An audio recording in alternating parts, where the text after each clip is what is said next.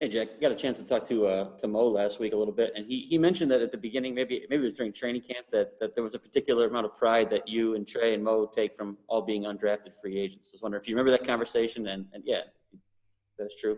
Yeah, definitely. We talked about it.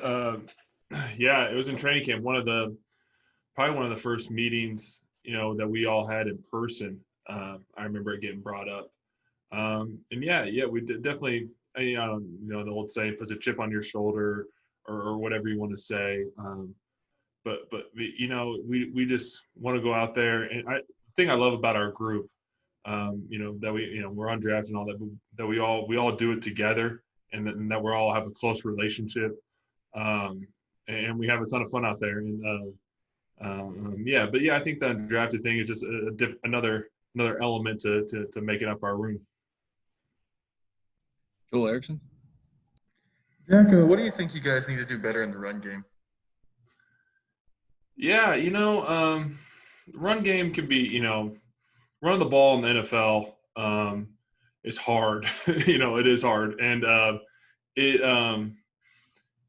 feel like sometimes, you get a 2-yard run sometimes on, a 4th and 1, that's a huge run, or, and sometimes you give up losses, because they're coming through and on force blocks, and we can't get to that guy. That's not how it's, they're going against the run game hard. I think sometimes the run game is just tough sledding. I think we, just thinking of this last game, we ran the ball well when we needed to there in the 4th quarter, to bleed some clock and move the ball down the field. But yeah, I think it definitely needs to get better. We definitely have talked about that and know that.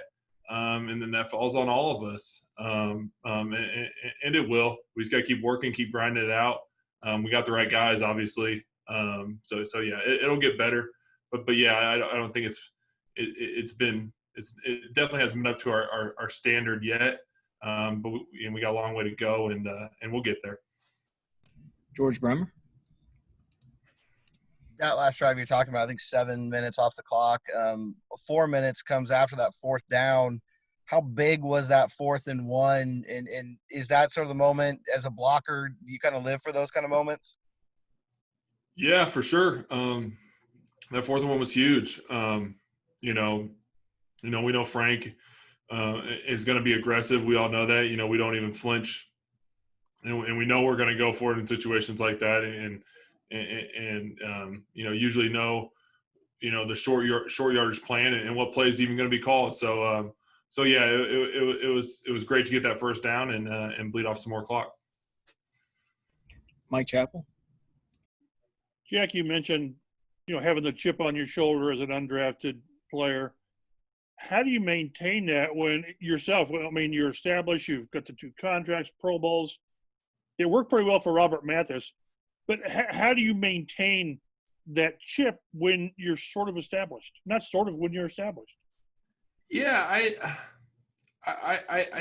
that's why I use the cliche saying chip.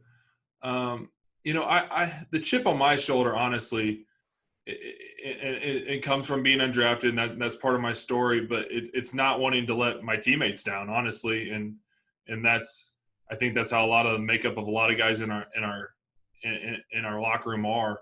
That you just want to play for the guy next to you, and you want to be held accountable, and you want to do right by them, and hold up your end of the bargain when your number's called or whatever you're supposed to do in that certain play. And I think that's what makes our locker room so great. Got one more here, Olivia Ray. Jack, I'm ambushing everyone today, but can you give me your best Phil impression? Because we all want to hear his teammate's favorite line that he likes to maybe say at practice or when he's trash talking, because we all know he doesn't curse. Yeah, I don't know about an impression, but I do like that he says shoot a lot. I like that. The shoot. I say sometimes, or I'll give a pause, or that's my way of thinking of the next thing to say. But his is shoot, so it's a lot of shoot, man, shoot. So yeah, that's Phil.